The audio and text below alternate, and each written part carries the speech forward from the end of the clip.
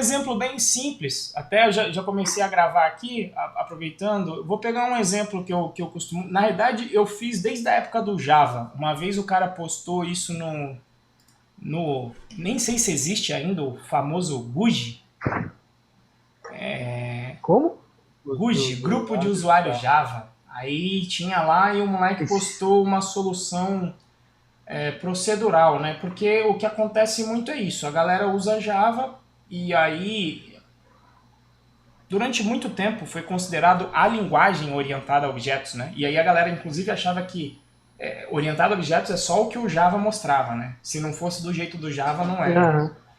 E aí a galera achava que só porque estava programando em Java, estava programando orientado a objetos. Inclusive eu fui um desses. Eu passei uns 2 anos na época de faculdade programando em Java, mas eu programava procedural, né? O que não tem problema, você resolve o teu problema e vai embora, né? Mas aí o cara postou uma coisa e eu falei, cara, isso aí tá bem procedural. Aí eu postei uma solução para uma calculadora, e é legal porque é um problema simples, todo mundo sabe, né? Então aí a gente Uhum. foca só sei lá, em trocar figurinha.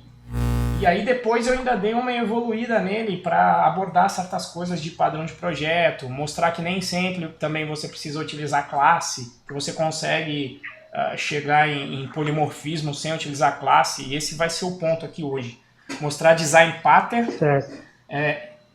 digamos, com o clássico, utilizando o Goff, e depois mostrar como é que às vezes a gente resolve com design pattern em Java, ou em Python, né? Porque aí você, Aham. você tem um paper muito legal, se der mole eu mostro ele aqui Porra, eu sempre confundo, qual que é o nome do cara que fez o livro de inteligência artificial?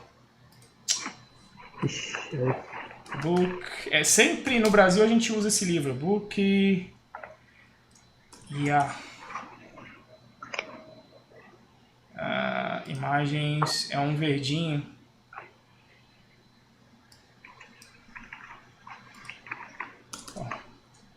Uh,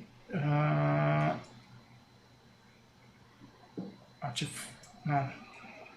Artificial... Para mim vai ser bem interessante, porque eu venho de COBOL, que é procedural, já tem Artificial... Ah, então beleza. Então pra ti talvez deu uma clareada aí. Porra, cadê a porra do livro? Esqueci o nome. Ah, esse daqui, ó. Esse aqui é o livro. Vou visitar. Qual que é o nome do cara? Eu sempre esqueço. Ele é do Google lá. Eu tenho um problema com decorar o nome dos outros. Peter Norvig, é isso. Peter Norvig escreveu um paper depois que ele fala, né, de design patterns em linguagens dinâmicas. E aí ele fala que a galera pega o livro lá de design patterns do Goff e aplica como se aquilo fosse a verdade absoluta para qualquer linguagem.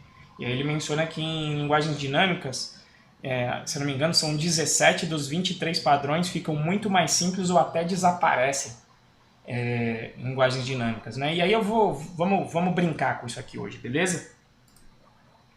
beleza. Bom, eu vou começar um projeto aqui, ó, Pure Python, não vai ter nenhum mistério, então Python purão pra gente brincar.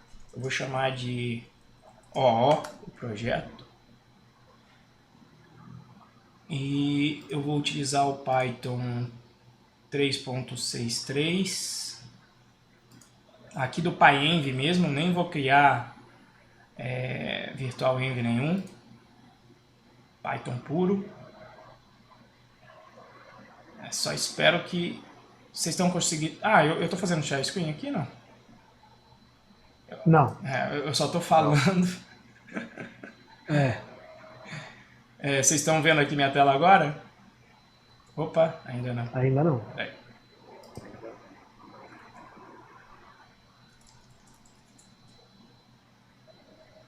Foi aí agora?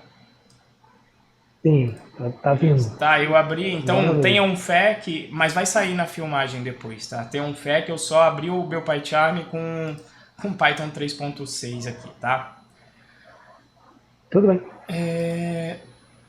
Vamos começar com... Ele ainda está indexando, vai demorar um pouquinho, porque eu estou fazendo as coisas. Deixa eu ver se ele deixou Uhum.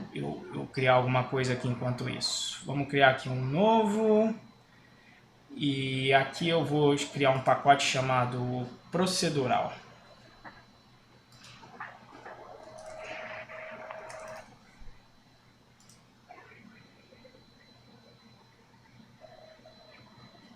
Nossa senhora, se for nessa carroça aqui hoje de novo, vai ser bravo.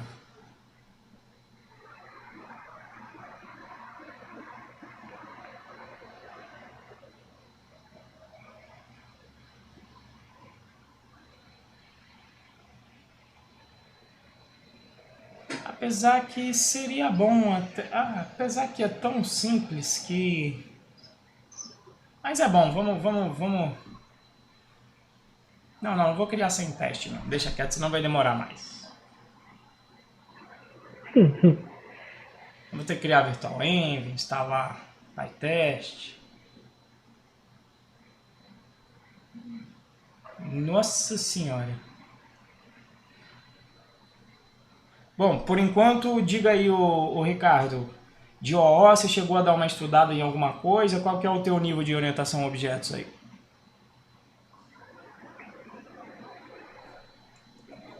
Ricardo, tá aí ainda? É pra tá. Xiii, já perdemos um. Não está mais entre nós. Tá bom. Eu Que foi? vi que eu tô com o número da sala como nick. Eu tinha visto isso aí. Bom, vamos lá. Qual que vai ser o problema? Vamos resolver um problema aqui de fazer uma calculadora. Beleza? Simplão, não tem mistério, a priori. Cara, que lerdeza. Então, vou criar aqui um módulo chamado calculadora, para o procedural, calculadora mesmo. Não sei se eu estou com pouco espaço e aí ele não está gostando de repente disso, talvez também na memória, tá? Então, se a gente fosse escrever uma calculadora ali, basicão, com o que a gente sabe desde o início, e inclusive é a maneira com que a nossa mente funciona, na minha opinião, instintivamente, no procedural, né? Que é o receita de bolo. Então, vamos supor que nós queiramos escrever a calculadora Xing Ling mesmo, tá? Vamos ter requisitos, 2 operações, soma, subtração, e com a notação que a gente está acostumado no dia a dia, que é a infixa, né? Onde o sinal da operação vai no meio. Tá? E a ideia é que nós usemos essa calculadora em outro arquivo. Eu vou chamar de main em outro arquivo, para a gente testar algumas... Vocês vão ver no final. Tá? A gente vai utilizar como se fosse um usuário dessa calculadora. Inclusive, aí a gente vai diferenciar os conceitos, que eu gosto bastante, dar 2 definições distintas de biblioteca e framework. Inclusive, até aproveitar para perguntar, você sabe a diferença aí, o River, de biblioteca e framework? Não sei não. Então Agora tá. você me pegou, não sei mesmo. Então. Eu também, para mim, sempre foi sinônimo e muitas vezes a gente usa como sinônimo. Mas eu gosto de uma definição bacana que a gente vai ver, né? A gente vai ver que o código da biblioteca, a gente costuma chamar o código da biblioteca, né? E o framework é o contrário, ele costuma chamar o nosso código. E às vezes, obviamente, um framework... Pensa aí no Django. O Django é um framework. Você constrói código e veja que aí o Django vai chamar o teu código, em geral. Sim. Óbvio que muitas vezes o framework ele te fornece partes dele como bibliotecas. Por exemplo, o ORM do Django. Você vai lá, cria a classe e você chama o save. Mas o código que faz o roteamento da requisição em si, ele te fornece um esqueleto. E outra coisa, o framework sozinho ele não faz nada. A biblioteca até faz sozinha. Você não precisa às vezes escrever nada, ele não faz nada. Agora, se eu te falar, projeto Django, executar, você vai falar, ué, mas um projeto Django não executa nada, certo? Puro, sem fazer nada. Você precisa escrever alguma coisa para ele fazer alguma coisa. E uma biblioteca às vezes não. A biblioteca você importa lá no console, roda alguma coisa e ele já faz alguma coisa, porque ele tem uma função lá que você chama. O máximo que o Django faz sozinho é mostrar uma página dizendo que ele foi instalado corretamente, né? Isso. Mas a priori não vai Mas não, fazer nada para você, né? Tipo, um não, projeto Django limpo vai pra- ter o Hello World lá e talvez o admin. Mas eu acho que até o admin você tem que configurar para ele funcionar, né? Então, se sim. você não fizer nada, o framework Você tem, costuma não fazer nada, né? você tem, tem que criar uma view que chame a URL do admin, que tenha o esquema de chamada para você clicar e fazer o admin. Ou mesmo colocar o. E mesmo para colocar o barra admin na URL, você tem que ter feito coisas antes para que isso possa acontecer, para que ele Aí. possa acontecer. Então o framework sozinho ele não faz nada, né? E, em geral ele vai chamar código da Ah, gente. E muitas vezes o framework, obviamente, tem partes dele que funcionam como bibliotecas, né? Que ele vai te facilitar a vida para algumas coisas, como a biblioteca de resolução de URLs, o ORM do Django, os aham, forms e assim por diante, né? Mas o que um framework te oferece é um esqueleto, uma solução genérica para resolver um problema e no qual, em geral, o seu código se encaixa nesse esqueleto. E aí ele chama o teu código. aham. Essa é uma diferença bem grande. E a gente vai ver aqui hoje, tá? Então vamos começar com uma solução procedural que é uma biblioteca de calculadora, tá? Sim. Então, aqui na verdade vai ser bem simples, tá? Vamos Uhum, supor que aqui nós vamos ter uma função chamada calcular, tá? uhum, E aí nós vamos ter então, inclusive vamos pegar os inputs, eu sempre costumo fazer essa parte aqui, até porque aí eu ensino depois mock, etc. Mas aqui não é o caso. Mas vamos fazer pegando os inputs mesmo do usuário, né? Então, como é que eu faria? Só para ficar alto nível. Pegar inputs do usuário, depois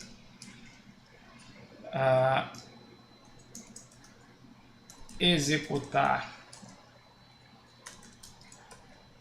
operação uhum. e retornar resultado. Retornar resultados. Então, vamos lá. Começando, e aí qual que é o objetivo então de uma biblioteca, né? Aqui na main fica bem claro, pegar e eu poder, vou utilizar até como main aqui mesmo, utilizando lá o if dunder main, né? Poder retornar aqui, dar um print no resultado Calcular. desse calcular aí, ó, tá lá do meu procedural. Então veja que É que você não importou ele ainda. importei aqui. Ah, tá ali embaixo. Oi? Não, não, tem. Não entendi. Não, não, não. Eu falei tava ali embaixo, mas tá tranquilo. Já fez. Aí, então veja que a característica da biblioteca, né? Eu não construí nenhum código aqui, eu só coloquei o calcular aqui, beleza? Aham, Bom, calculadora sim. simples, então a ideia é pegar um operando,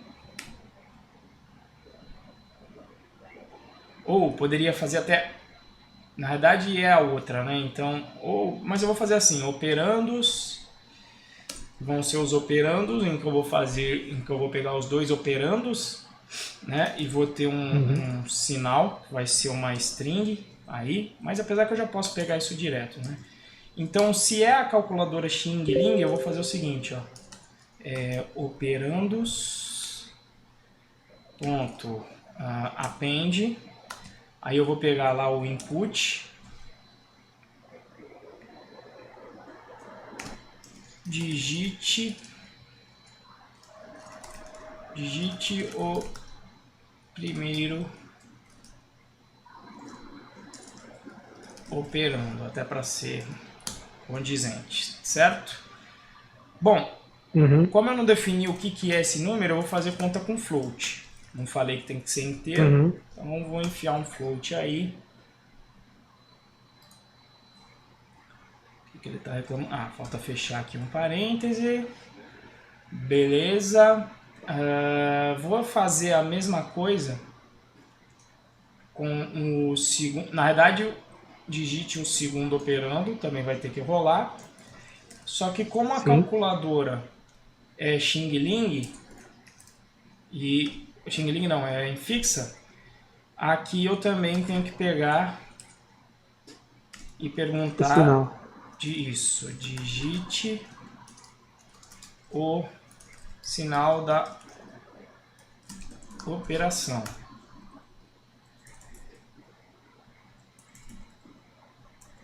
Aí aqui é o executar a operação. Vou colocar assim por enquanto. Por enquanto essa daqui vai ser o seguinte: se o sinal for mais, se for a string mais, eu já poderia até já retornar o direto aqui, né? Mas eu vou até dar apesar que eu poderia retornar lá embaixo. Vou fazer assim então. Que aí fica uma entrada e uma saída, melhor. Resultado igual a operandos 0 mais o... Não tem. Diga. Tem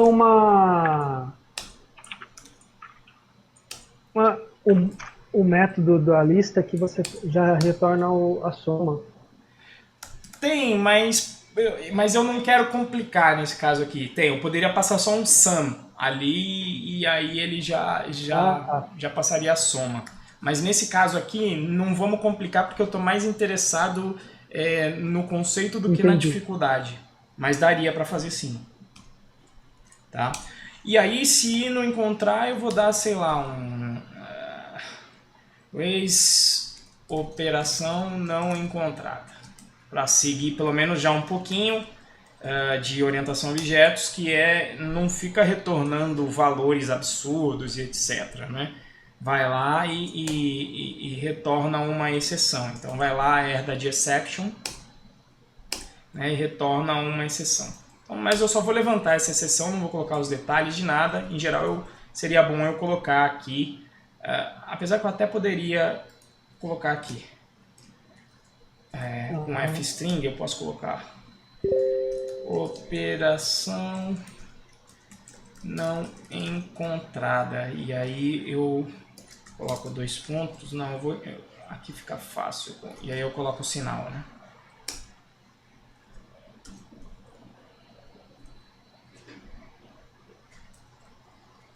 Para o sinal. E aí fica assim. Beleza? Uhum. Bom, fazendo um pequeno teste aí.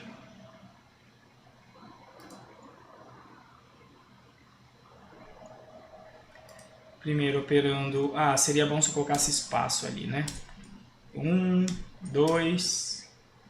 eu coloquei o sinal. Mas beleza, é bom porque eu quero testar a operação não encontrada, porque eu coloquei 2 aqui, beleza?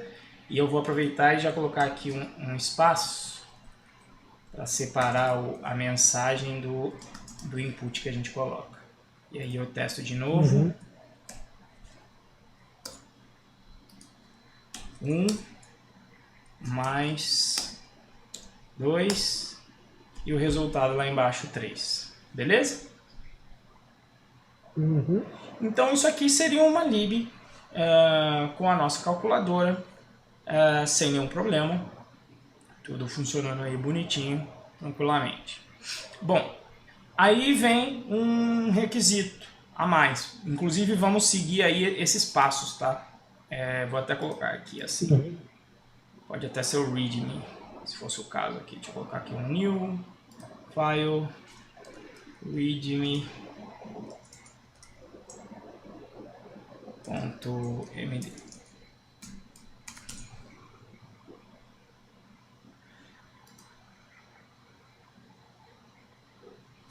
Fazer aqui passo 1. Passo 1. Que depois a gente segue a mesma coisa com passo 1, fazer calculadora com com soma. Tá? Então tá tranquilo. Aí vem o passo seguinte. Qual é a questão? Se eu quiser que essa calculadora faça também a operação de subtração, que seria aqui o segundo passo, vou ficar assim. Passo 2. Adicionar operação de subtração. Quais seriam os passos? O que eu tenho que fazer para essa lib passar a me fornecer a operação de subtração?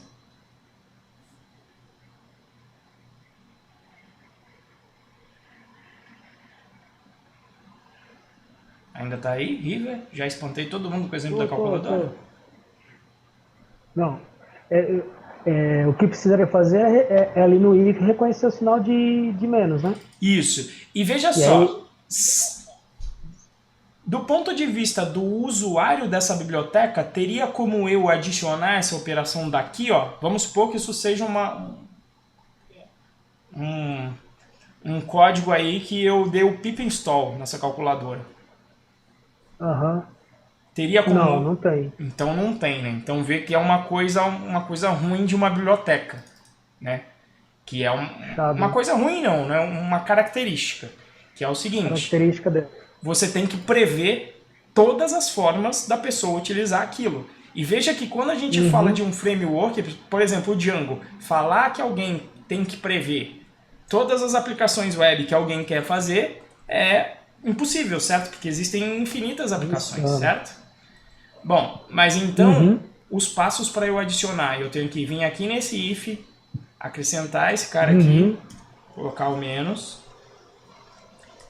E aí, maravilha, obviamente agora a minha calculadora eu teria que lançar mais uma versão lá no meu pip, né, dessa biblioteca, e aí colocaria lá no meu Easy Notes, opa, agora a minha biblioteca faz a subtração. Mas aí percebe, aí tem a multiplicação, aí tem a divisão, e aí o usuário quer inventar uma operação. Se ele quiser inventar uma operação binária com 2 operandos, ferrou, né? Essa solução aqui não escala, tá? Uma primeira coisa. Mas aí, enfim, mas isso aqui seria repetitivo. Então percebe que, na verdade, eu devia ter colocado aqui o elif, né? Isso. Aí vamos para uma terceira coisa.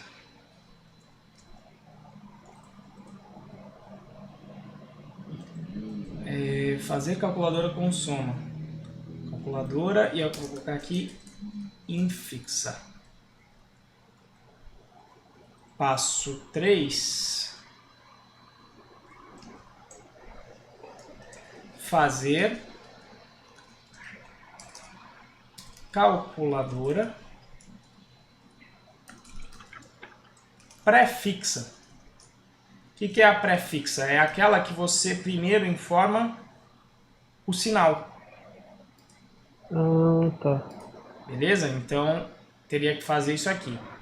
Então, aqui eu vou chamar uma função distinta. Eu vou deixar até as duas aqui. Eu vou deixar chamar duas diferentes. Então, calcular, eu vou chamar de pré-fixa. Mas veja que de toda forma eu tenho que mudar aqui o que seria o calcular, né? Então, aqui eu vou criar uma calculadora pré-fixa. Ele rename, ele não deixa eu criar automático, né? Então vou ter que criar na munheca aqui. Então o que eu poderia fazer aqui para conseguir fazer isso aí? Receber um parâmetro? Não. Receber um parâmetro? Como assim? Vai ter que receber ou vai ter que pedir o sinal primeiro, né? Isso, vou ter que pedir o sinal primeiro.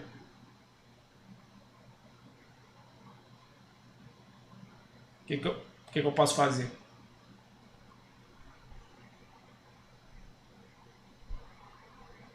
Fazer o input do sinal? Isso. Posso copiar o que está aqui em cima, né? Sim. Então, Só trocar daí a ordem depois, né? então eu vou Na carregar verdade, isso. ele vai ser igualzinho, com a diferença que o sinal Isso. vai ser solicitado primeiro. Então só vou jogar o sinal aqui para cima, certo? Isso. E essa parte aqui, do Ctrl+C, Ctrl+V? Acho que sim. Porque aí, depois que foi digitado os valores, a maneira como você executa as operações é indiferente, né? Então, ou, em vez de dar Ctrl+C, Ctrl+V, dá Ou um... chamá-la. Por que ele não está deixando eu refatorar isso aqui? Tá de sacanagem.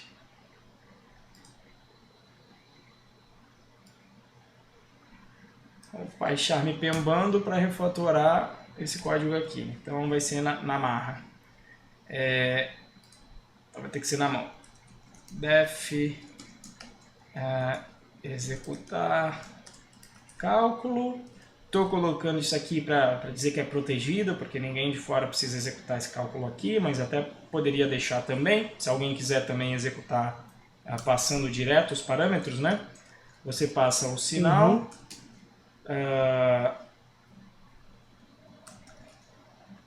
e os operandos.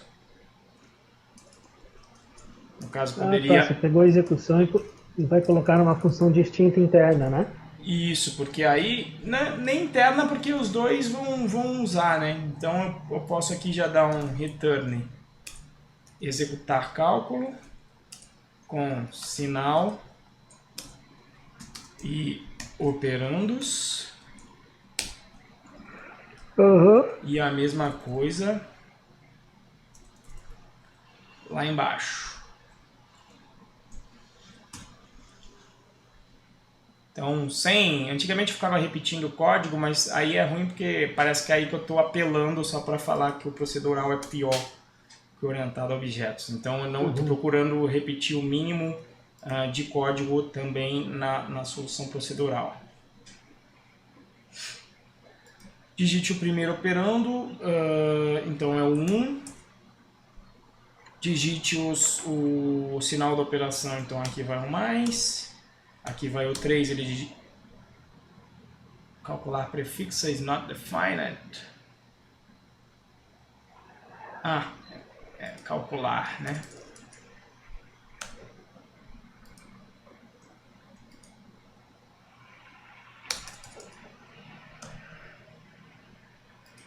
Você precisa pôr o asterisco em operando? Oi? É que assim, tá com delay enorme. Então, assim, o que eu estou vendo na tela é muito antes do que você já falou. Então, às vezes, eu me perco aqui.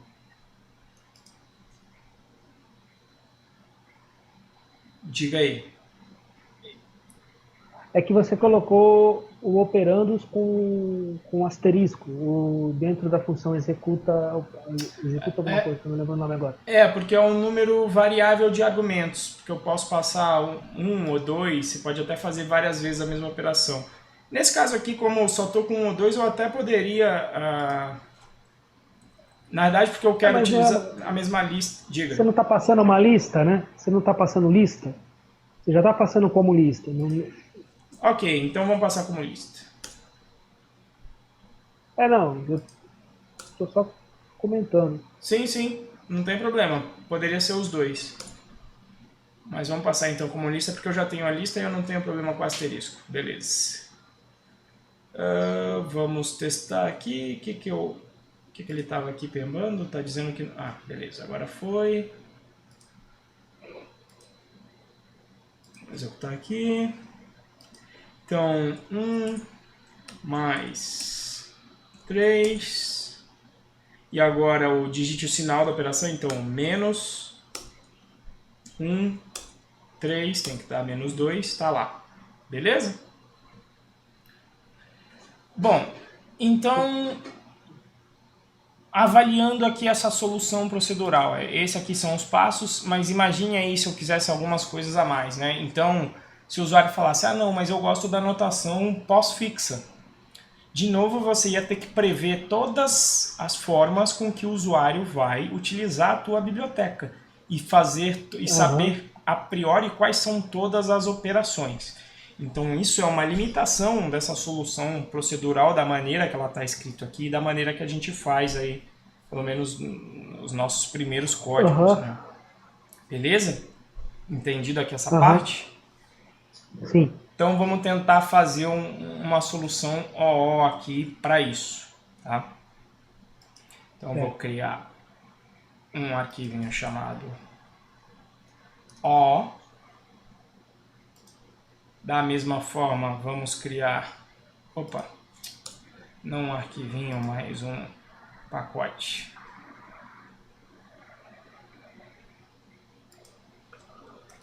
Vou criar um pacotinho chamado OO.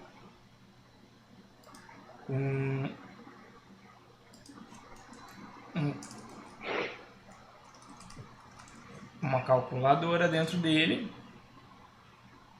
Vamos também utilizar uma main aqui, que a gente vai preparar daqui a pouco.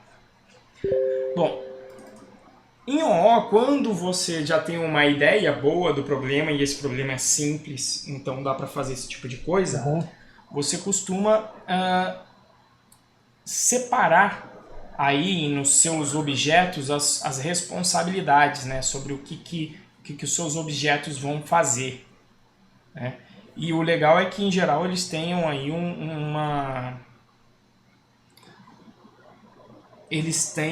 uma responsabilidade única. Tá certo?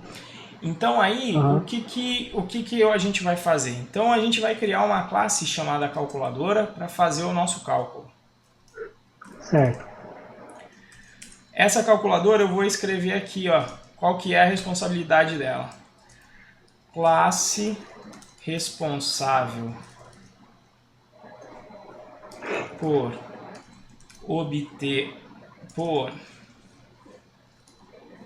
manter referência a operações, ou colocar assim, por conter operações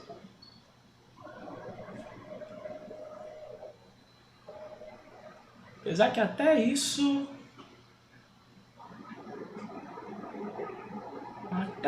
ela ainda posso fazer ela ainda mais cabulosa do que no meu exemplo.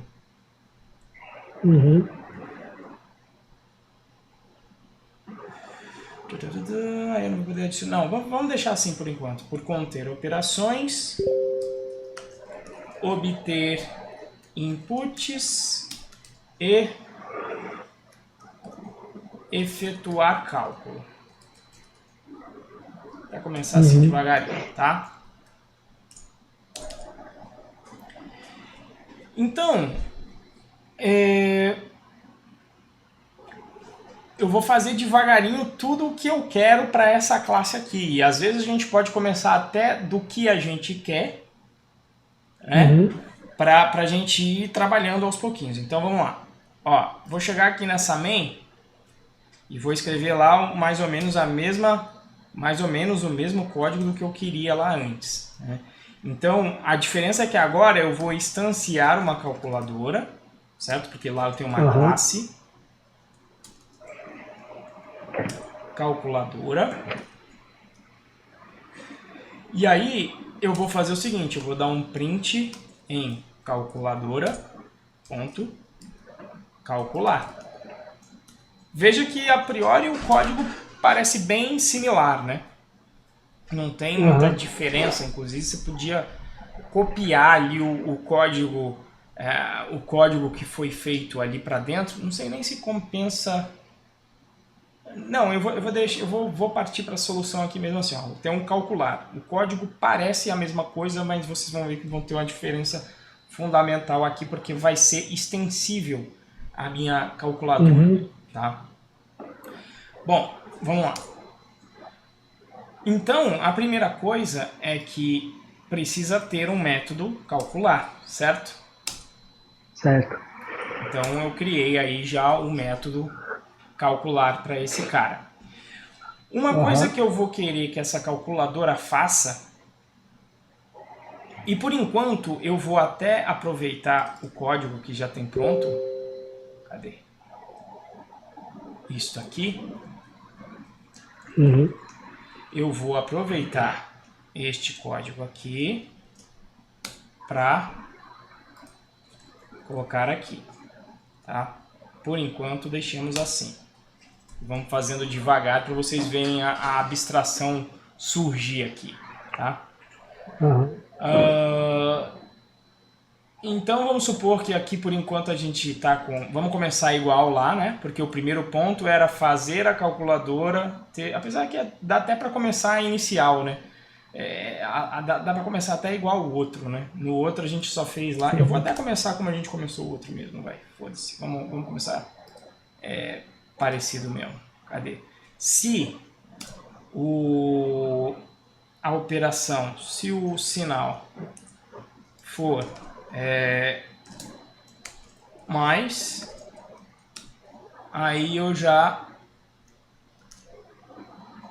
dou um return não, né? Coloco aqui no resultado igual, aí pego lá o operandos 0 mais operandos 1. É bom porque a gente vê o que eu falo com o cara programa procedural só porque está usando classe e diz que está programando orientado a objetos, né? Reis, operação não encontrada. Vou fazer até a mesma cadeia. Cadê a parte do read? Ah, tá aqui.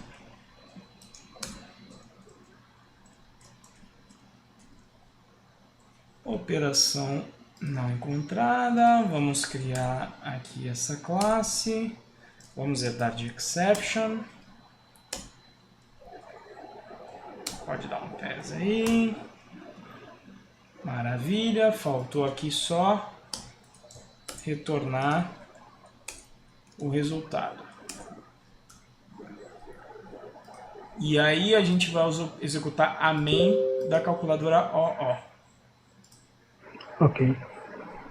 Digite o primeiro operando, 1, sinal da operação, 3, tudo funcionando, e aí você fala, maravilha, eu sou o cara que, né, já estou programando orientado a objetos, né, programa O, mas você vê que está tudo procedural, a única diferença é que você teve mais trabalho. Se fosse para fazer isso, era melhor fazer a solução procedural mesmo, porque você não ia estar gastando memória criando objeto de bobeira aqui, que é a calculadora, beleza?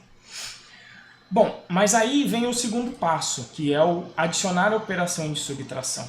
Quando a gente vai fazer isso aqui na calculadora, aí vamos fazer aqui a mesma análise que a gente estava fazendo lá para outra. Falar, putz, eu não vou enfiar aqui o if. Por quê? Porque, e se o cara quiser criar as operações dele? Né? Eu vou ficar crescendo uma tripa de if else infinita aqui? Né? E dessa maneira eu estou misturando muita coisa aqui. Veja que eu pego o input no calcular, que é essa parte que está aqui. Veja que eu estou responsável aqui dentro desse método por também executar a operação, que é isso aqui. E eu ia juntar então a lógica de todas as diferentes operações aqui dentro. Beleza? Então... o que você pode pensar? Fala, olha, eu poderia dividir essa responsabilidade. Se eu delegasse, se eu a priori programasse para uma interface, para uma abstração de operação, eu não precisaria saber quem é essa operação a priori. E aí a calculadora, ela seria mais condizente com essa descrição que eu coloquei aqui, que é o conter operações. E a partir do momento que você contém operações, você pode permitir que sejam adicionadas essas operações a essa calculadora. Em tempo de execução, você pode adicionar outras operações. Então, qual que é a minha ideia? É que eu posso linkar dentro dessa calculadora um sinal com uma abstração de operação. Então, o que é uma abstração de operação? Vai ser um cidadão, uma classe no caso, que vai pegar um operando, na verdade 2 operandos, e vai retornar um resultado. A abstração está aqui para mim, já até pronta. Tá certo? Então é isso que a abstração faz para mim. Então eu vou inclusive não começar com a abstração, eu vou começar com um negócio concreto para você ver a abstração pular na nossa cara. Beleza?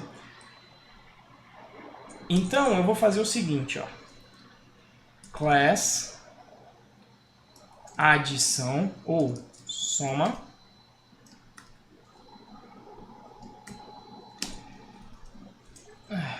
Python 3 eu não preciso disso aqui. Aí eu vou criar um método chamado, como eu já chamei método calcular na calculadora, eu procuro chamar esse método de outra coisa. Dá um sinônimo de calcular aí. Ixi. Sinônimo de calcular. Executar. Eu vou chamar de executar, porque é soma executar, tá? Então eu vou chamar de executar. Tá? Aí eu vou chamar assim, operando. Vou chamar de operandos também, tá? Que vai ser uma lista também, para não dificultar. E aí eu vou dar um return. É esse mesmo código que está aqui. Então concorda que, dado a string aqui, eu vou até devagar, eu vou até mais devagar ainda. Ó. Eu vou colocar assim, ó, soma igual a soma, certo? Vou colocar assim, e aí aqui eu vou poder fazer assim, certo? Soma, vou poder passar só os operandos como parâmetro, certo? Opa! Ah, tá. É soma.executar. Concorda? Se quiser testar, para ir devagarinho. 1 mais 3, tá lá. Beleza? Tranquilo? Só que aí é o seguinte, né? Desse jeito que tá aqui, eu ainda teria que mexer no if else, certo? Certo. Seria legal se eu pudesse, então, adicionar as operações nessa calculadora. Como é que eu poderia fazer isso? Porque aqui eu tenho, nesse if else, o que esse if else ele está fazendo? Dado uma string, ele está chegando na minha soma, certo? Certo. Lembra alguma estrutura de dados isso?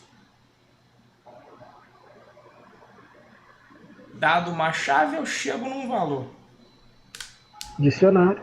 Então, o que eu poderia trocar esse? Inclusive, eu uso sempre essa tática. Quando eu tenho um if else e eu sei que ele vai crescer e vai ficar grande, eu troco ele por um dicionário sempre. Então, qual que vai ser a estrutura do meu dicionário? A chave vai ser uma string e o valor vai ser a minha operação aqui, que no caso é a soma. Beleza? Certo. Então, o que eu vou fazer? Só que veja só, eu não preciso ficar adicionando, eu não preciso ficar criando esse dicionário toda hora, certo? Eu posso executar esse calcular infinitas vezes, mas criar esse dicionário, a priori eu preciso fazer uma vez só, né? Ou eu preciso adicionar esse cara aí uma vez só, correto? Certo. Então o que eu poderia fazer?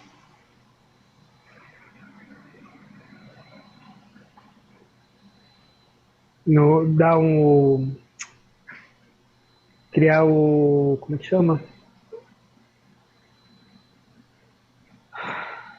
Inicializador. É isso que você está buscando? Isso. Dunder init. Init. Então, eu posso fazer o quê? Ó? Esse soma que ele está chegando aqui agora, na realidade, essa soma, ela não vai estar mais assim, né? Ela vai ser o quê? Ela vai ser self.operações.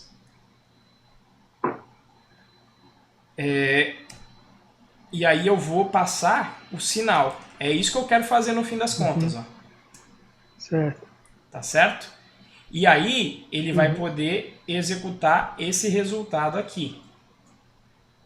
Tá certo? Aí a única coisa que eu vou precisar trocar aqui é o seguinte. Bom, essa é a primeira parte. E aí esse if que está aqui, eu vou poder trocar pelo quê? Posso trocar por um try, porque eu vou tentar, porque pode ser que esse cara não exista no dicionário, né? Sim. Então, o que eu vou fazer? Eu posso dar aqui um except. Ué, por que tá dando autocomplete?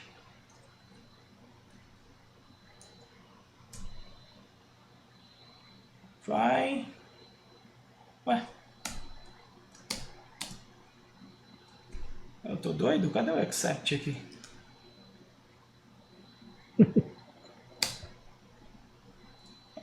Que muito doido, não, eu tô muito doido aqui, não é possível.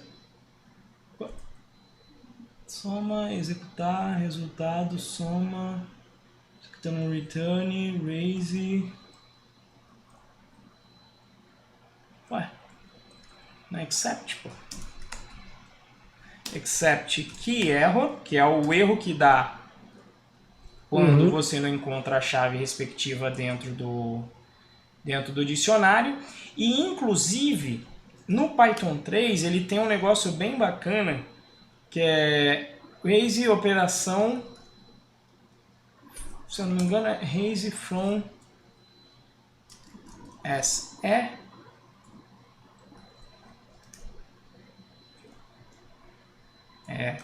Isso aqui é muito legal do Python 3, que você não perde a informação da onde saiu o erro. Tá certo? Então veja o que eu fiz aqui. Ó. Depois eu vou fazer, inclusive, ele dar o erro. Mas para isso aqui funcionar, ó, se eu executar isso aqui agora, vai dar ruim, né? Por quê? Cara, o problema é que o código está muito atrás daquilo que você fala. Então,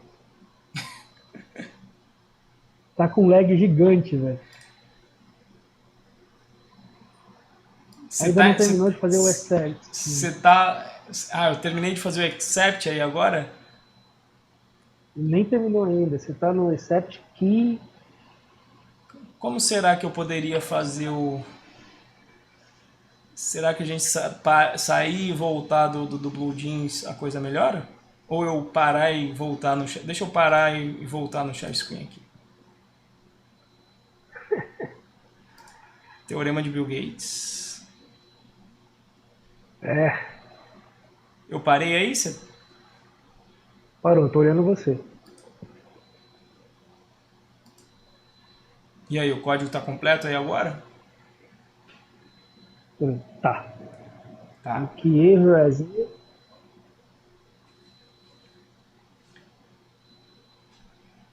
Esse negócio aqui do Python 3 é muito legal quando você joga uma exceção.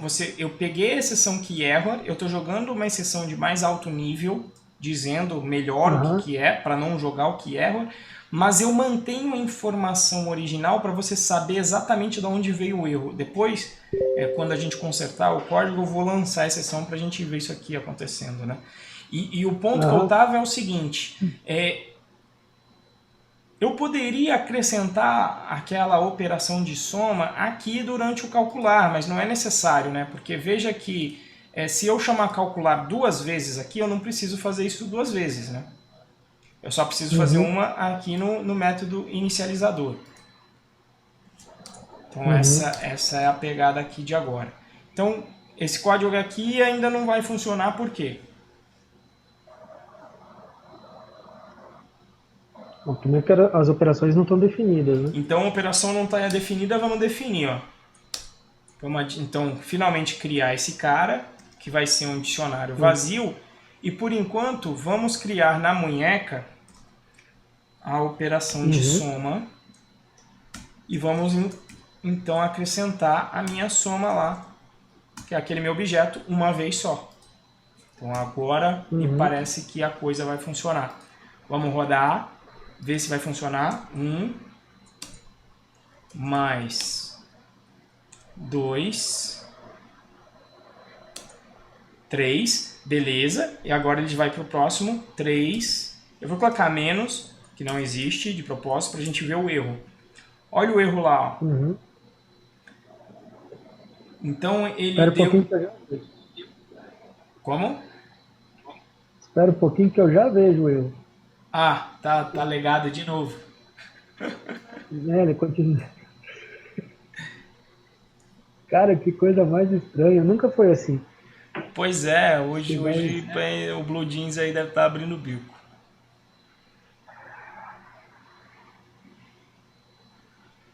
Minha internet também toma uma nhaca aqui. Ah, então pode ser isso também. Enfim, você daqui a pouco vai ver aí. Tá executando. Peraí. Quando Agora eu tô você, na fase do. quando você lança o erro, você vê que a exceção está aqui em operação não encontrada para o sinal, que era aquele meu erro de mais alto nível, mas como eu acrescentei aquele, e isso só funciona no Python 3, não funciona no Python 2. Como eu acrescentei aquele, cadê aqui, ó, esse from ele acrescenta aquela informação do que erro. Então você ainda tem o traceback original de onde foi lançado isso. Então vê que, beleza, ele lançou essa exceção aqui, mas ele capturou o key error, e esse key error ele sabe, a soma você levou porque você tentou pegar o menos, e a linha que você tentou pegar foi essa linha 22. Então veja que ele mantém o stack trace aqui. Tá. Para manter o stack trace no Python 2, você tinha que fazer isso meio hard-coded, pegar o stack trace na mão, e se você quisesse manter o stack trace, a única maneira mais fácil, você podia dar um raise no E, se eu não me engano. Se você desse um raise assim, ele mantinha. Tá? Ou melhor, um raise sem nada. Aí ele mantinha o stack trace original. Mas aí você também não tinha uma de alto nível. Isso, uma exceção de alto nível, que é bem melhor do que ficar... Já imaginou key error. Você tem uma porção de lugar pode dar key error, putz, onde que deu, em qual nível que deu. Então é melhor sempre você ter a sua hierarquia de exceções de mais alto nível. Tá? Bom, mas... E daí, Renzo? Ainda não cheguei na parte de acrescentar a subtração. Para acrescentar a subtração, eu poderia vir aqui, né, nessa soma aqui e acrescentar. Mas vamos supor que você quer falar, putz, mas o usuário vai me pedir soma, ele me pediu soma agora, depois ele vai me pedir multiplicação, depois ele vai me pedir divisão, depois ele vai pedir potenciação, depois, puta, tem operação pra caceta e eu não quero, né, ter que fazer tudo isso. Então aí eu olho e penso, bom, e se eu oferecesse para ele uma forma de ele adicionar as próprias operações dele? Então você poderia fazer isso. O que você faz? Você vem aqui e cria o método def adicionar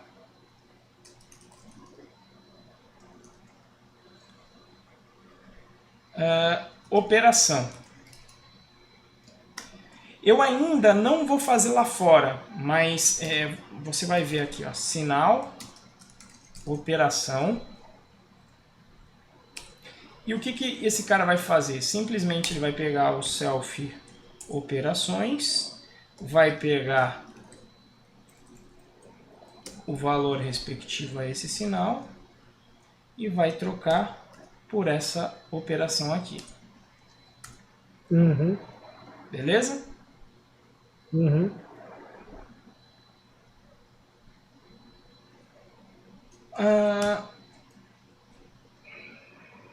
Ok. Então, quando você tem isso, e essa parte aqui do construtor, ela fica de mais... Na verdade, a coisa fica de mais alto nível. Porque você aqui agora pode inicializar esse cara e você pode ser mais específico, você pode adicionar...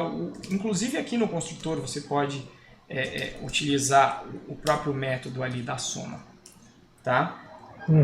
Então eu adiciono operação aqui e percebe que então para eu adicionar uma operação nesse cara, eu poderia fazer assim agora na subtração, né? Ó.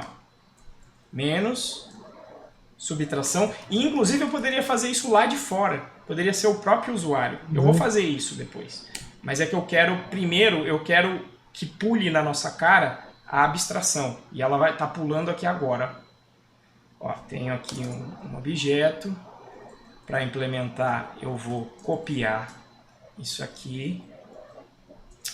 Porcaria.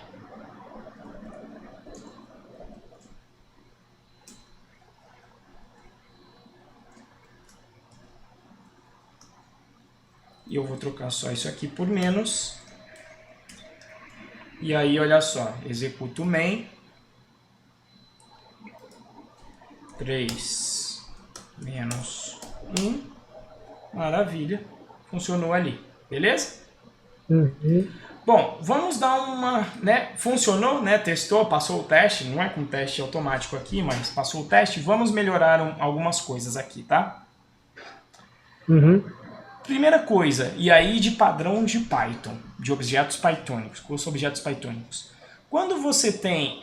primeiro, percebeu que a abstração pulou na nossa cara aqui? Uhum. Se você tem um método executar que recebe um operandos, que tem que ter, no caso aqui, 2 parâmetros. Na maioria das vezes eu colocava 2 parâmetros, em vez de colocar uma lista, mas beleza, deixa assim aqui.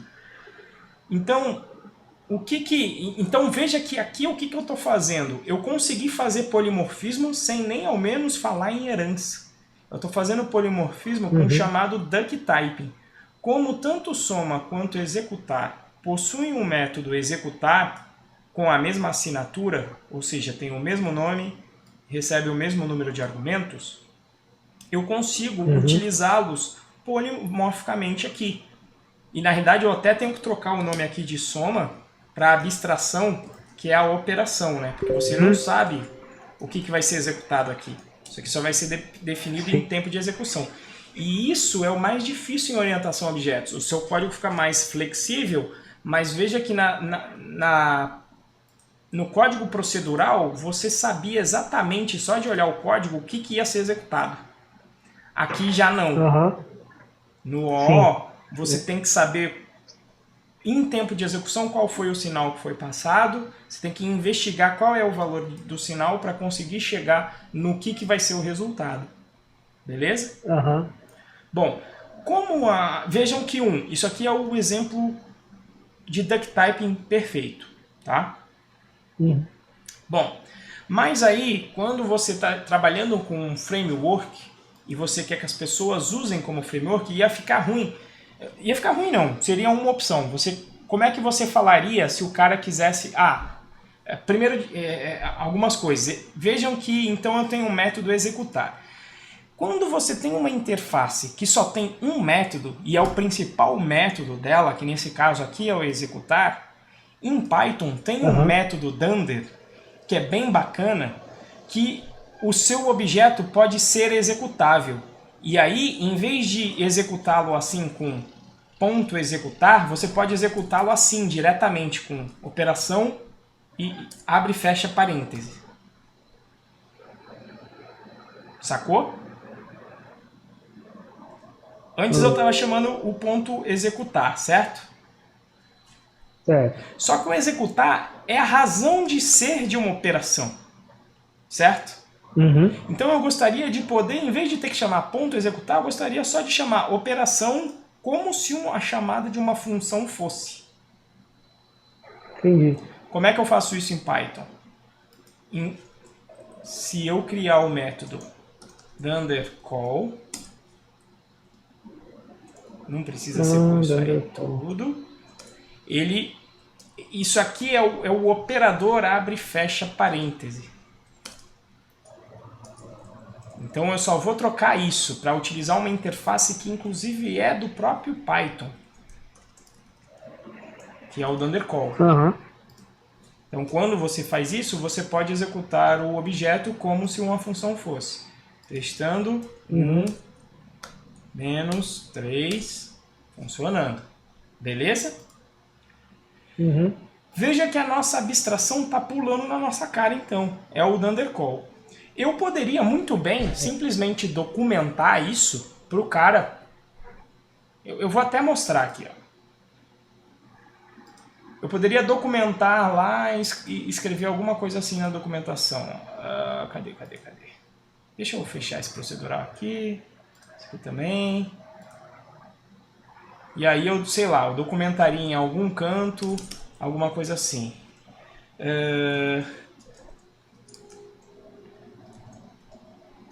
Para criar novas operações,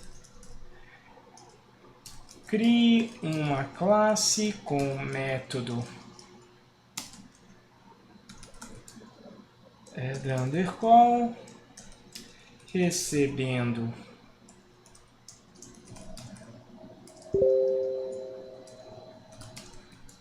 um parâmetro e retornando o resultado da operação. E aí eu ia colocar isso na documentação. Beleza? Certo. Uhum. Beleza. A pessoa ia ter que ler a minha documentação em algum canto para saber que isso existe. Depois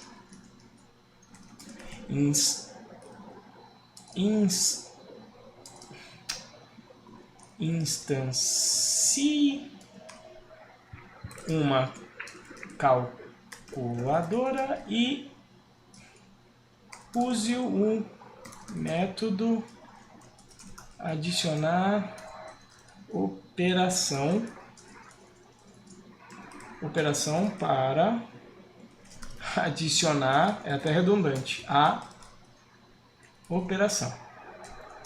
Então o cara ia ter que ler isso, então ele como usuário, e aí agora veja que isso virou um framework, porque o cara ia ter que ler isso. Então o que ele ia falar? Então deixa eu ver. Crio uma classe que eu quero fazer a minha operação, defino um undercall,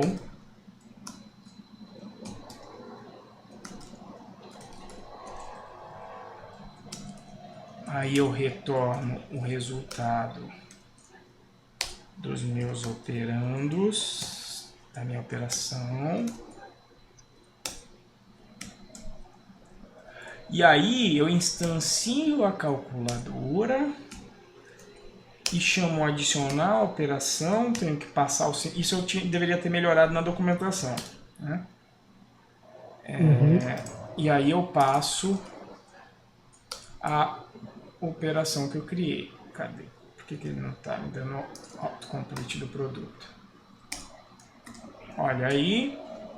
Então veja que sem mexer no código original, então veja que isso é a diferença da lib para o framework, eu consegui estender a funcionalidade. E esse é o objetivo do framework. Ó. E aí está o resultado da multiplicação. Putz, que massa. Beleza? Então aqui que está a sacada.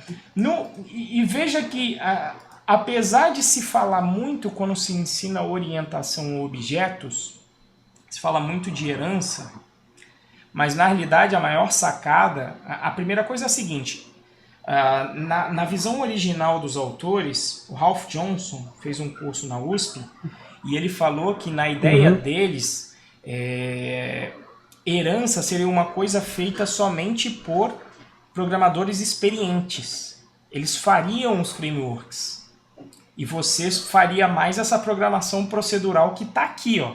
Você só estenderia, você não ficaria parindo muitas abstrações. Tá? Essa é uma primeira coisa. E a outra coisa é que muitas vezes a gente começa, inclusive eu fiz isso e eu vi que não vai ter como eu fugir disso no Python Birds, porque eu preciso explicar a herança para chegar no teste, do unit test. E apesar de se explicar herança muito em orientação a objetos, na realidade, o que é mais difícil de se entender não é herança, é a cooperação entre objetos, que é a composição. Ou seja, essa minha classe aqui que está compondo com esse dicionário, que está compondo com várias operações aqui, que na hora de calcular, ela compõe aqui, né? Pega o sinal para chegar na operação escolhida pelo usuário. Né? Aqui, indiretamente, eu estou implementando o padrão de projeto strategy. Por quê? Porque a operação é como se fosse uma estratégia que é definida pelo usuário em tempo de execução, de acordo com o sinal que ele coloca no console. nesse caso aqui que a gente está fazendo. Uhum. Beleza? Interessante. Aham. E aí veja que duck typing sem herança nenhuma. Mas veja que eu precisei documentar isso aqui, né? E se o cara erra? E se o cara manda aqui um call? Assim. O que vai acontecer nesse caso aqui? Vamos ver. Eu queria parar a parada toda aqui. Isso, para todo mundo. O que vai acontecer nesse caso? Ó? Vou executar, tudo muito bem, tudo muito bonito. Menos 2. O legal do duck typing é que... Opa! Porque funcionou... Ah, tá. Funcionou direitinho. O legal do duck typing é isso aqui. Veja, como eu não utilizei a multiplicação, que é o que está cagado, não deu pau. Mas se eu tentar utilizar a multiplicação, vai dar pau. E ele vai falar assim, ó, type error. Produto object is not callable. Veja que é meio cabulosa a informação, né? Quem tá acostumado com Python até entende que um cara chamável é aquele que define o dundercall. Mas veja que a mensagem não é muito bonita, certo? Então, para evitar essa mensagem feia, a primeira forma de você informar para o usuário, a primeira maneira é fazer o seguinte. Vamos fazer o seguinte. Em vez de deixar isso aqui se chama, esse tipo de interface aqui é chamado de protocolo, tá? Quando você não define, não tem que fazer herança, é chamado de protocolo. O protocolo é uma interface informal, tá? Então, em vez de fazer isso, vamos fazer o seguinte. Já que eu tenho uma abstração aqui, que é o do soma e subtração, a gente vai fazer o seguinte. Ó. Vamos criar essa abstração de verdade. Vamos criar uma classe chamada operação. E vamos fazer soma e subtração herdarem. Veja que não era necessário, mas a gente vai fazer ela herdar de operação. Tá? E aí, o que a gente vai fazer aqui na operação? Eu vou definir o dundercall. Opa, alguém mandou aqui um chat. Sim, esse vídeo tá gravado aí, cara.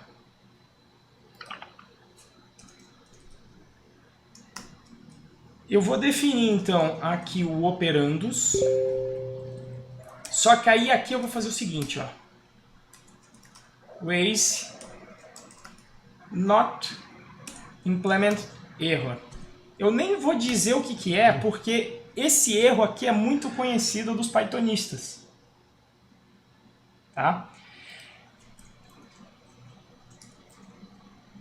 Então, mas aqui de novo eu teria que colocar uma documentação para o meu usuário, tá? Aí aqui eu colocaria aqui, ó, a classe base para todas operações. Método dundercall precisa ser sobrescrito. Tá? E aí na minha documentação eu ia colocar, para criar, ia deixar toda aquela documentação. Na verdade eu podia ter aproveitado, peraí.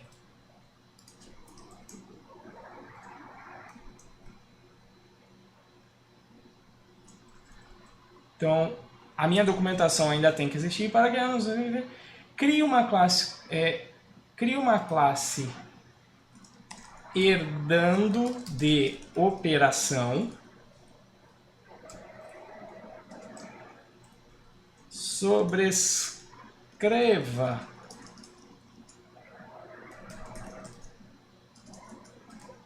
o método dundercall, recebendo o parâmetro e retornando como resultado da operação. Depois instancia o calculador e usa o método adicionar. Então continua tudo aí.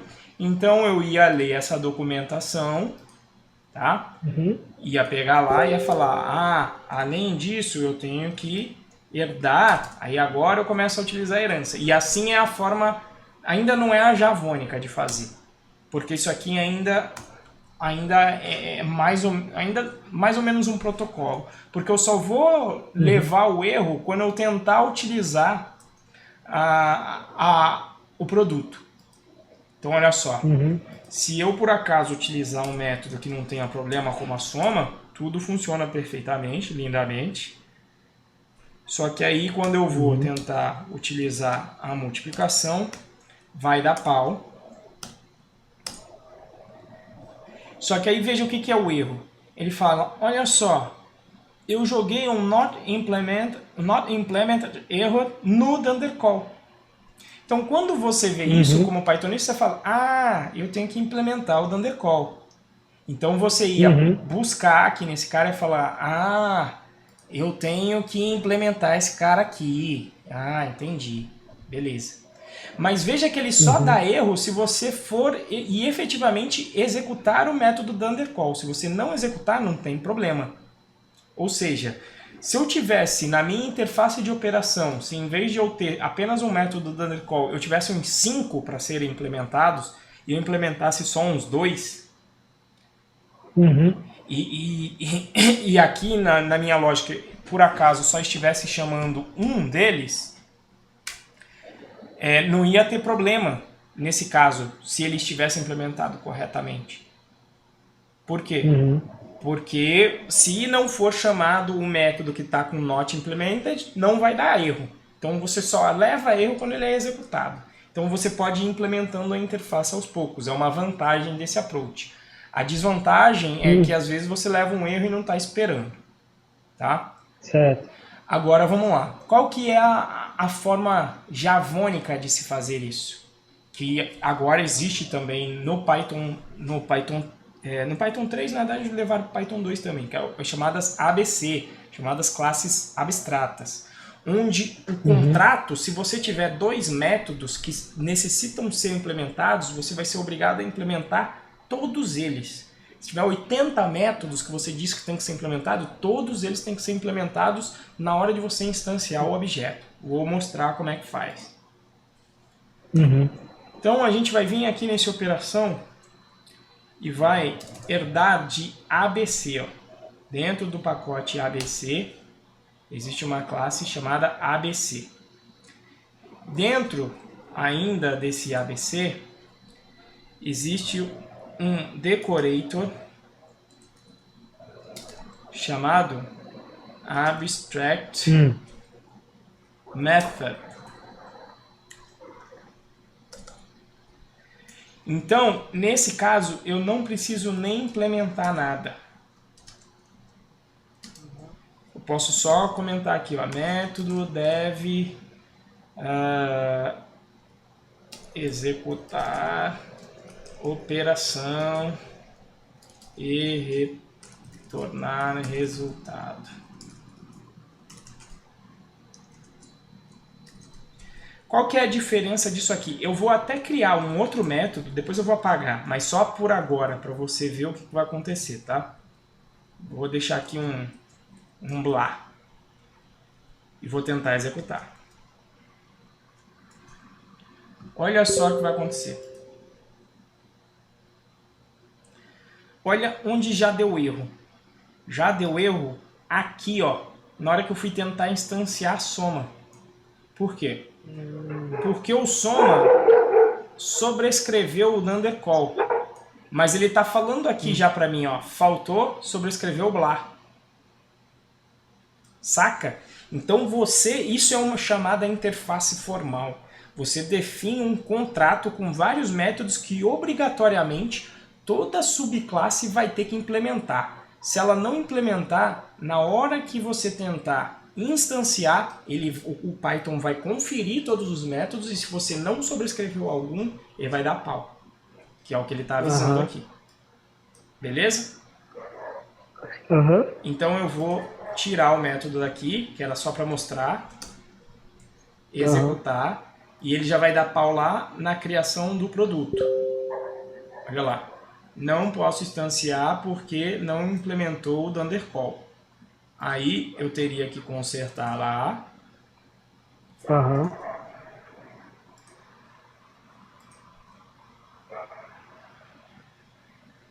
E aí a minha multiplicação volta a funcionar. Beleza? Aham. Bom, tudo muito bem, tudo muito bonito, até que você verifica o seguinte. Essa classe, ela tá... Esse objeto aqui, esse produto, ele está mexendo em algum atributo de dado, né? Uhum. Não. Ele não está mexendo com nenhum atributo de dado. Na realidade, por conta de operações matemáticas, inclusive tem essa característica, pelo menos essas daqui que a gente fez. Elas não estão mexendo com nenhum atributo. E isso costuma ser um mau cheiro. Se eu não estou mexendo... Inclusive o padrão Strategy, ele fala isso. Ele fala, olha, a gente poderia utilizar um padrão de projeto para, inclusive em conjunto com o Strategy, lá no livro do Goff tem, inclusive. A gente poderia evitar a criação de produtos à toa, do jeito que está aqui. Porque imagina, se alguém for utilizar uma calculadora em outro lugar, ele instanciaria um produto, gastando memória, sendo que ele poderia reutilizar o mesmo, certo? Certo. Então eu poderia fazer assim, ó. Vamos refatorar.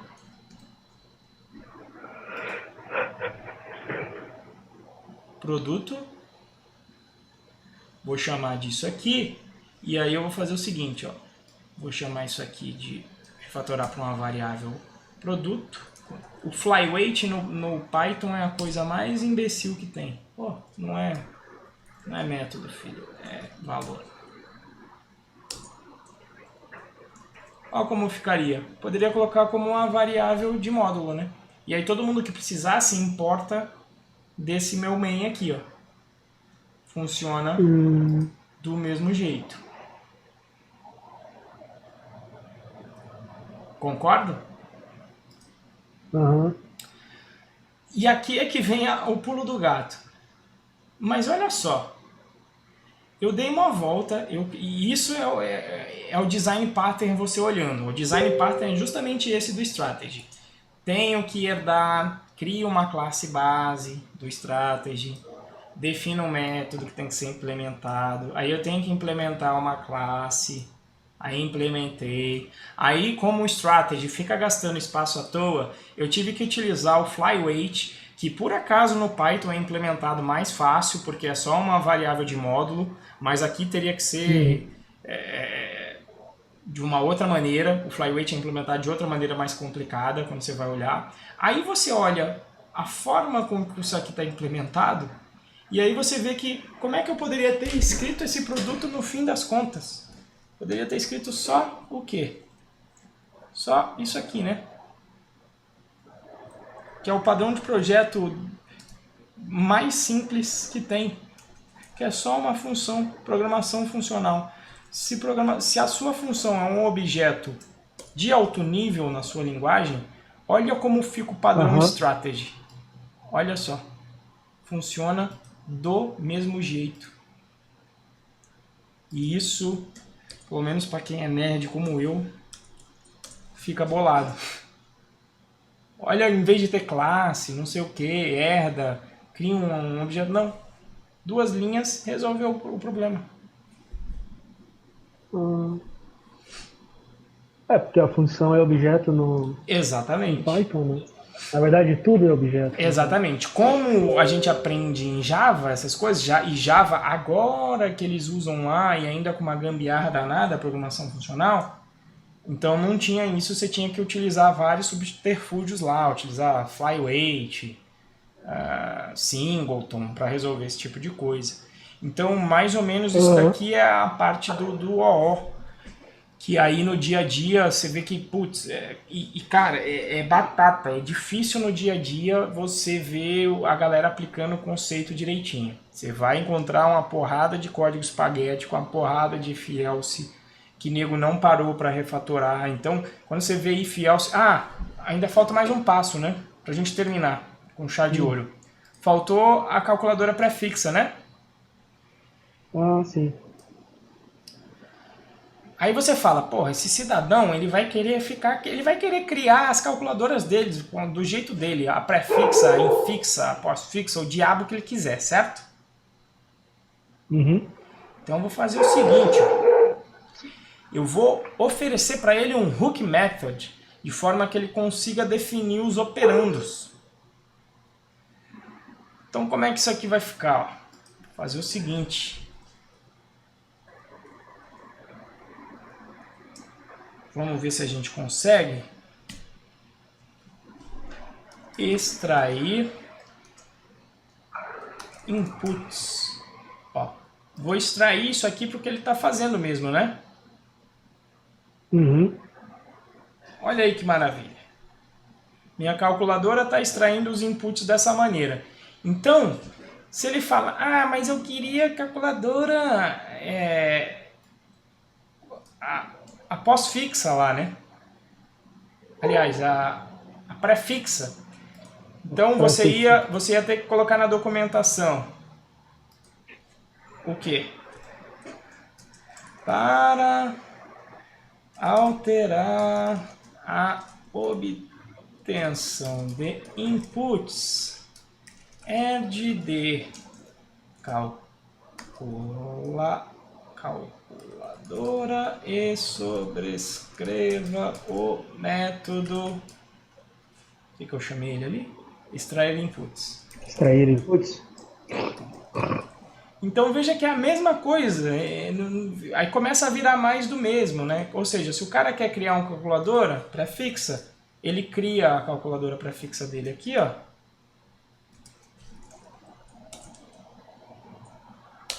Cria a classe aí, estende do calculadora, sobrescreva o extrair inputs.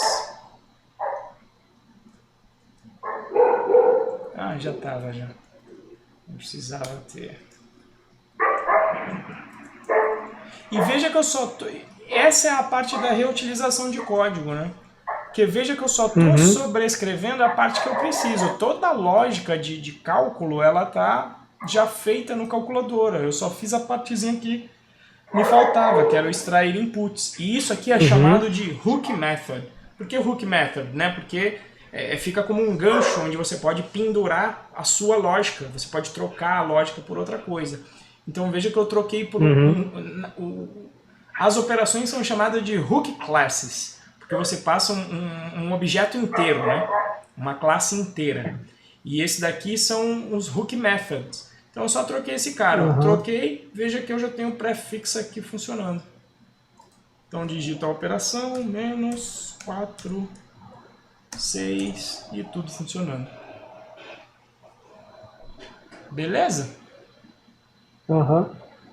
Deu para ter uma ideia? Esse aqui na verdade é um resumo aí, tem uma parte, eu passo isso no Python Birds da calculadora. O Thundercall tem lá no curso com mais detalhes no objetos pythônicos. E a parte dos design patterns está mais explicada com detalhes lá no Python Patterns. Tá muito legado aí, ou horrível? Tá um pouquinho ainda, mas tá de boa. Tá.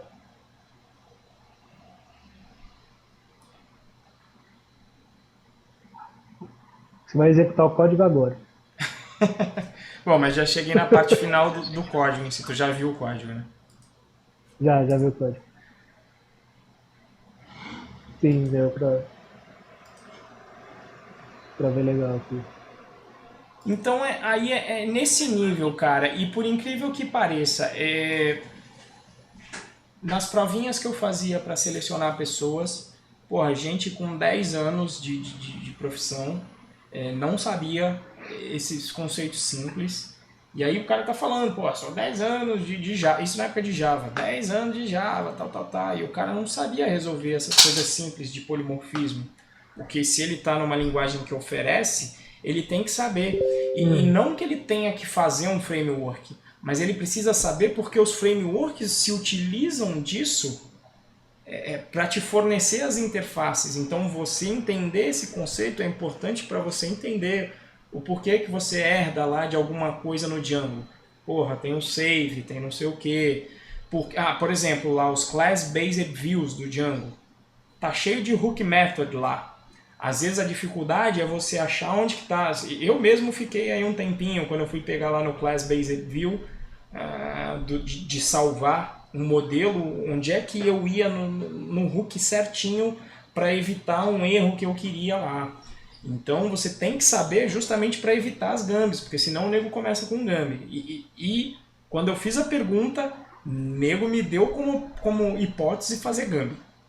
E na hora eu falei, não, eu sei que tem um hook method exato, eu só não estou sabendo qual é. E aí alguém me passou, tem um erro, aí eu consegui saber, então já sei onde é que eu vou atuar. Fui lá na raiz específica, deixa eu até... Eu acho que eu tenho ele aqui, o link. Welcome. Eu me lembro, essa questão foi bem clara. Cadê ele aqui?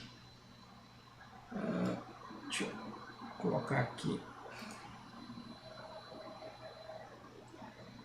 Enfim, então para entender ali os Class Based Views do Django, para você trabalhar bem com aquilo, para você criar lá um field específico do form do Django ou do ORM do Django. Aí você entende por que tem que herdar, por que tem que sobrescrever um método específico. Aí você entende que tem um hook method lá do ORM que você de string passa para o tipo do objeto no banco de dados. Porque a hora que você vai salvar, tudo que vem da web vem em string. Então, se é número, você tem que transformar em número. Se é data, você tem que transformar em data. E o inverso, quando você vai mostrar aquele dado do banco na tela, você tem que transformar de volta em string. Então, tem um método para fazer a ida e um método para fazer a volta. Então, é esse tipo de coisa aí que a gente tem que trabalhar. Deixa eu ver se eu queria ver se eu achava aqui. Agora eu não sei se eu vou achar. Erro Django. Foi um tópico que eu criei. Agora eu não sei se eu vou conseguir achar aqui. Eu acho que era alguma coisa com Class Based View.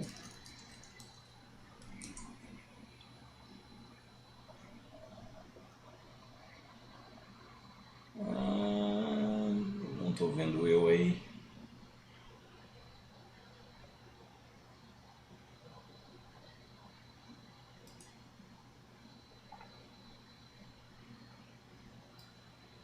Deixa eu ver. Não é esse ainda também. Isso aqui foi uma resposta. Enfim, não vou achar aqui, mas foi um que o Kuducos me deu a pista para eu para eu conseguir achar o hook method exato que eu precisava herdar. Então é por isso que eu digo aí que hoje em dia eu enxergo a importância de conceito. Eu fiz um processo seletivo para uma empresa agora europeia que, cara, caiu basicamente a parte de orientação a objetos. O cara pediu para modelar modela aí um sisteminha com orientação a objetos que me passou um problema, não vou colocar aqui porque fica chato você ficar falando questão aí dos outros e gravar, mas, putz, quem fez e entendeu um Python Buts da vida ou entende esse exemplo aqui da calculadora, putz, na hora eu não precisei nem pensar muito, só foi plá. E o cara fez a mesma coisa que eu fiz aqui agora. Eu fiz um exemplo simples, criei 3 classezinhas. Era mais simples, aí ele colocou um requisito a mais. Aí eu falei, opa, agora deu uma complicada. Mas foi básico. Aí eu peguei, criei uma classe abstrata para criar lá um parâmetro, porque cada uma das classes ia responder de um jeito, aí eu coloquei cada uma das classes, porque surgiu um requisito novo. Aí eu fiz isso, fiz a classe que já estava implementada responder o que ela fazia, fiz a nova responder a dela e ajustei o código. Então é isso que eu vejo que falta, cara, e faltava muito. Eu via gente bastante experiente que na hora que eu pegava com uma provinha simples isso, lá no QMágico, muita gente caía nessa hora. O cara não sabia responder uma coisinha simples dessa, sabe? E eu passava uma questãozinha que eu passo no Python Buds até hoje, que era o mais simples. Faça um sisteminha de uma manada de animais onde cada animal faz o seu barulho. E é o caso mais idiota e direto de aplicação de polimorfismo. E a galera não conseguia fazer. Mas era isso, cara. Entendi. Alguma dúvida aí? Alguma opinião? Não, esse é o básico, sim. Eu preciso estudar um pouco mais, porque é justamente uma coisa que você falou agora, quando você estava falando daquela coisa do Django, né, que você colocou, que o Kudux te deu a direção, que pega, porque muitas vezes eu vejo o que está acontecendo, fazendo alguma coisa do Django, né, ou, na verdade do Django não, mas no Django, né, tentando implementar alguma coisa, e aí fala, cara, tipo, por que isso é assim, né? Por que eu tenho que criar uma classe que chama... Assim, querendo ou não, é orientação a objeto. Eu tenho que entender o que está por detrás de tudo isso para poder sacar por que eu estou fazendo dessa forma e tal, né? Eu nem digo Class Basic View, porque é uma coisa que é mais pro final do curso WPTD, e que, porra, o Henrique faz uma mágica que ele transforma uma view nossa que tá, sei lá, com 10 linhas em 2 linhazinhas. Né? Mas você viu que eu fui extraindo o hook method na medida que foi necessário agora? Ele fez a mesma coisa lá? É que no Class Based View você tem uma porrada de hook methods. Ah, tá aqui, eu encontrei o link do... Deixa eu te passar aqui, eu encontrei o link do que eu postei, ó. Que é exatamente esse caso. Veja que a priori eu não tinha encontrado. Eu encontrei aqui, ó, o link. Como capturar em campo do modo do Django. Era isso, e aí era no Class Based Views. Aí eu vi aqui, ó, esse era uma coisa que eu não queria fazer, ó. Tá vendo? Esse aqui foi o primeiro que o Kudux me passou, ó. Que eu não queria. Que ele falou, ó, vai lá no clean e-mail e vê se ele existe. Se ele existir, eu já lanço o erro. Mas eu falei, putz, eu não preciso fazer isso, porque o Class Based Views já faz erros. Eu só queria saber se, uma vez que ele lance esse erro, eu quero evitar, né? Olha lá. Aí eu fui falando aqui alguma coisa. Aí o Kudux foi e me ajudou, acho que alguma coisa. Ó. Aí o Kudux veio aqui no método post, para eu sobrescrever o método post, que é um hook method do Class Based View. Ou seja, você está tentando salvar e aí ele falou para eu sobrescrever o post. Aí veja que ia ficar aqui com os ifs.